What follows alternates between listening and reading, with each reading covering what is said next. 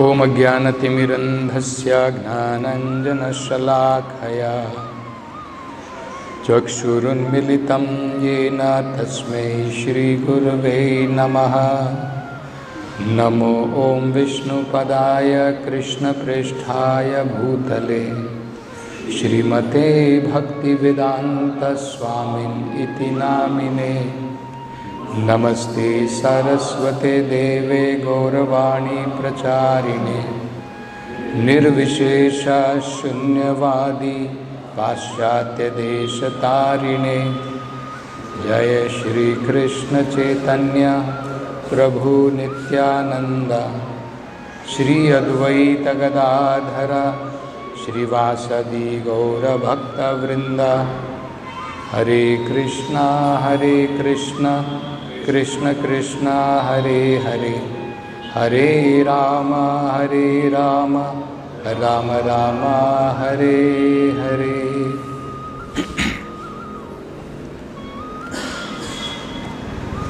So here we find further Lord Kapila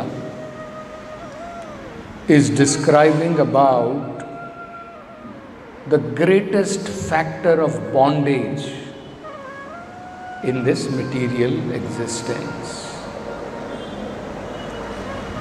The living entity comes to this material world with desire to enjoy in this material world.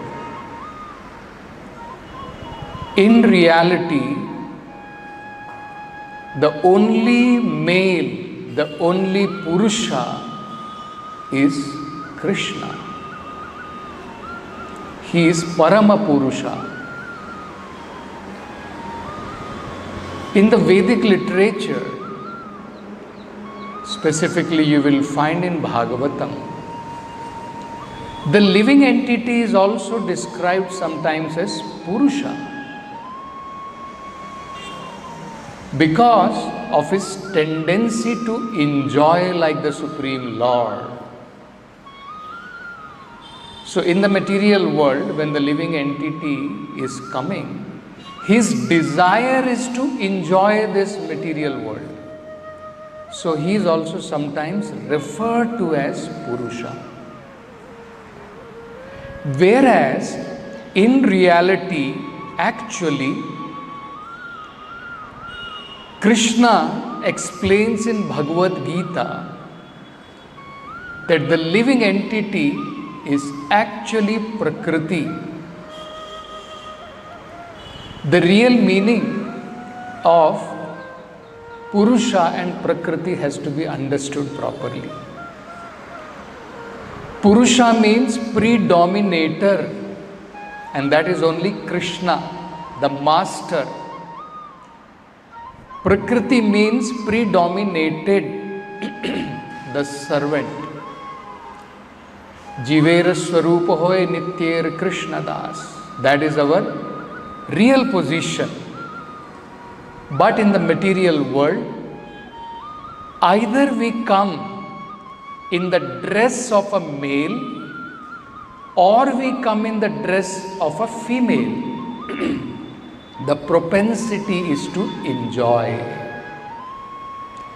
So that is why the living entity is sometimes called as Purusha, because he is having the tendency to enjoy. So first of all, this has to be clearly understood.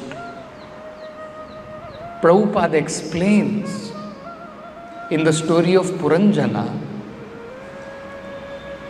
if we see, Puranjana was born as a male in the beginning.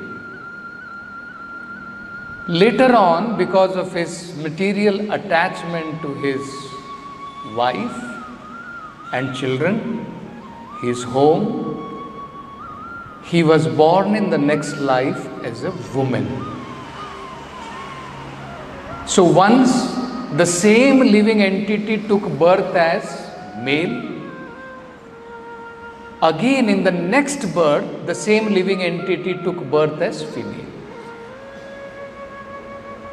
In one birth, it took the dress of a male. In another birth, it took the dress of a female. So in that context, Prabhupada explains very nicely in the purport. We should always remember, as stated in Bhagavad Gita, both gross and subtle material bodies are dresses. They are shirt and coat of the living entity. So just like you wear a shirt and over the shirt you wear a coat. Shirt is inside, coat is outside. Nevertheless, both of them are dress. Similarly, somebody may wear a coat of a woman, somebody may wear a coat of a man, somebody may wear a coat of an animal. This is only external gross body. And in reality, even in gross body, in the element there is no difference. You take the body of a dog, you take the body of a male, you take the body of a female. It is all made up of Panchabhuta and 3 subtle elements. Sthula Sharira, Shukshma Sharira. So, there is only a difference in permutation and combination of this Panchabhuta in the body of a male and a female, or a dog or a cat. Certain body is little conducive for spiritual life. Of course, in human form of life, it is said, Durlabha Manusha Janma. It does not say Durlabha Nara Janma. Manushya Janma. Human form of life is very valuable.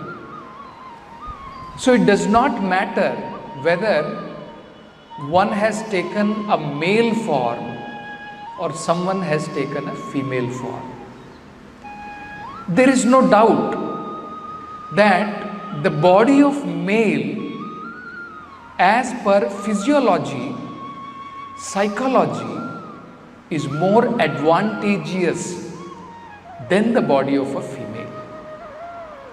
But here we see Lord Kapila has no such discrimination, male or female. The very fact that Lord Kapila is teaching these teachings to whom? He is teaching to his own mother, Devabhuti, who is in the body of a female. And he is telling her, in the body of a female, attachment to woman is the cause of greatest bondage. Because for a woman, man is woman. Prabhupada says this. For a woman, man is woman. Why? Because woman wants to enjoy men. When we want to enjoy someone, that is called as woman or prakriti. So for a woman, man is woman, and for man, woman is woman. So, in male body, it is advantageous, but that does not mean that anyone in the human form of life, be they low-born like even Chandalas, they can also attain the perfection of human life. So Prabhupada is saying, to be either a woman or a man only involves one's bodily dress. The soul in nature is actually the marginal energy of the Supreme Lord. Every living entity being classified as energy is supposed to be originally a woman. So originally, actually if you see our gender, gender of all living entities are female. Gender of all living entity. Because in the spiritual world, the only male is the Supreme Personality of Godhead. All other are Prakriti. He is the only Purusha. He and expansions of the Supreme Lord. Otherwise, the living entity, they are all Prakriti. In fact, even Srimati Radharani is also Prakriti. But difference is, she is the internal potency of the Lord. There is external potency and internal potency, and we are marginal potency. But all are potencies, all are Prakriti. So, this has to be understood very clearly. Prabhupada is saying, or one who is enjoyed. So, every living entity being classified as energy is supposed to be originally a woman, or one who is enjoyed. Now, Prabhupada is explaining in that context that actually, when Puranjana was born as a male, when he had the body of a male, he did have a great advantage to become completely out of this material entanglement. Because according to the Vedic scriptures, a man or a living entity who has got the body of a man can be trained in 3 different stages. Brahmacharya, and if he does not want to enter, then actually he can remain as brahmachari, or later he can take sannyas. So he is trained as a brahmachari, and then later he can enter as a trained brahmachari into grahastha ashram. We find this in the 5th canto of Srimad Bhagavatam, where Parikshit Maharaj was astonished when he heard that Maharaj Priyavrata, who was being instructed by Narada to remain brahmachari, later on the request of his father or on the order of his father, adopted a life of a grahastha. So there, in that context, Prabhupada explains that actually it does not matter for a liberated soul to be as a brahmachari, sannyasi, or in grahastha ashrama. In any of these ashramas, he is not attached to materialistic sense enjoyment. That is important. In another place, Prabhupada explains that the living entity enters into this body of Navadwara.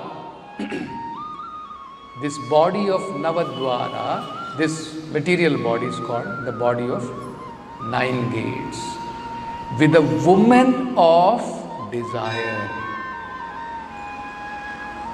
With a woman of desire.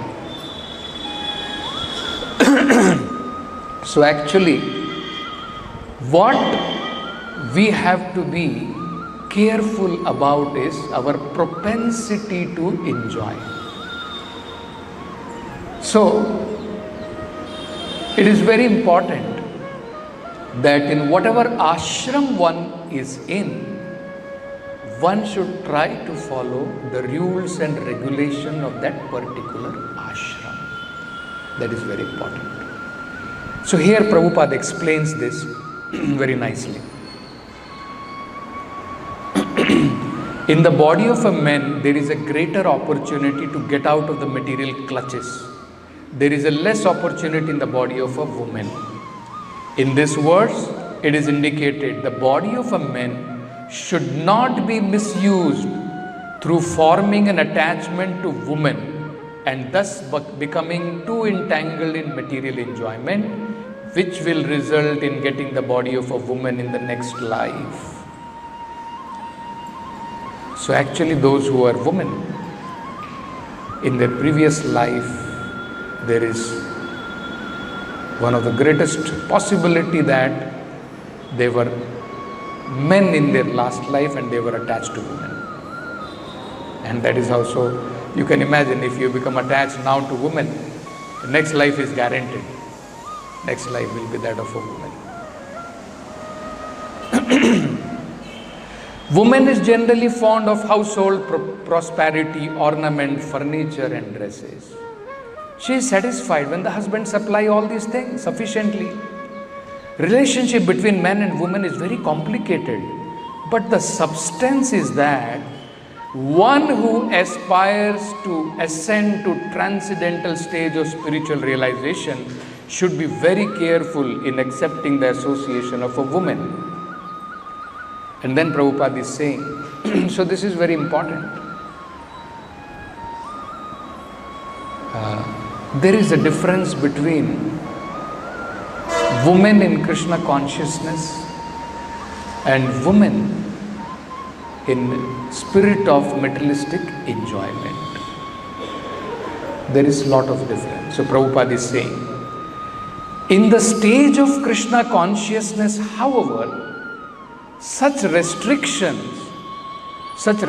association may be slackened, because if a man's and woman's attachment is not to each other but to Krishna, then both of them are equally eligible to get out of the material entanglement and reach the abode of Krishna. So this is very important. But no misuse of this. Actually, I was surprised. Now there is recently,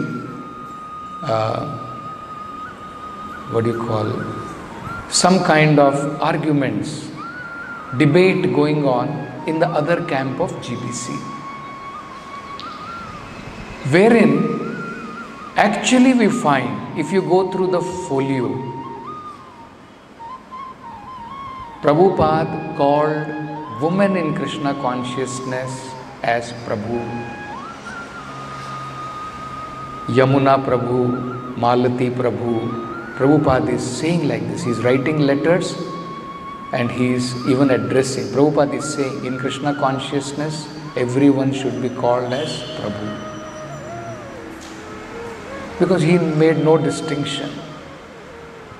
I do not know from where this Mataji has originated, and practically in the name of Mataji, no one considers them to be Matajis, which is actually taught in the Vedic scriptures. Isn't it? It has become only for the namesake Mataji. Isn't it?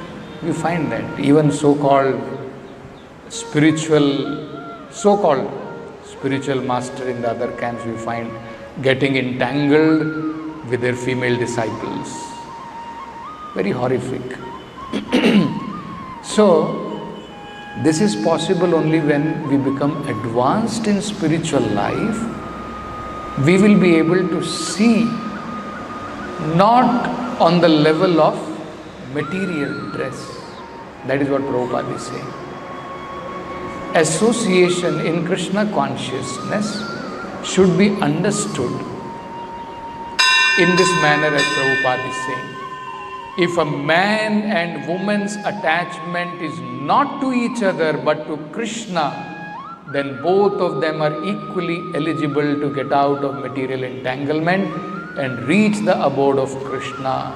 And Prabhupada is saying, it is confirmed in Bhagavad Gita, anyone who seriously takes to Krishna consciousness, whether in the lowest species of life or a woman or less intelligent classes such as mercantile, labor class, will go back to home, back to Godhead and reach the abode of Krishna. Next, Prabhupada is saying, men should not be attached to women, nor should a woman be attached to a man.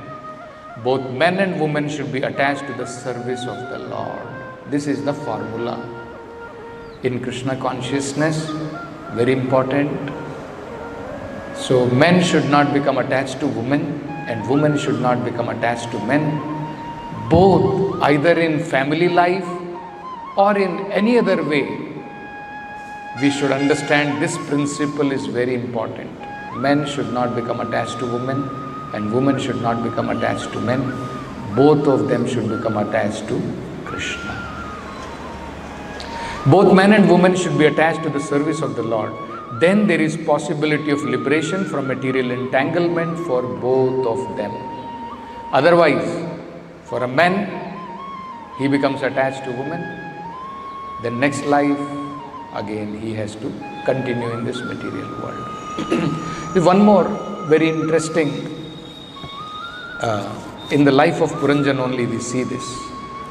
So we find Puranjana is later on born as a woman in the house of a king, in the house of, as a daughter of Vidarbha, and he is called there as Vaidarbhi.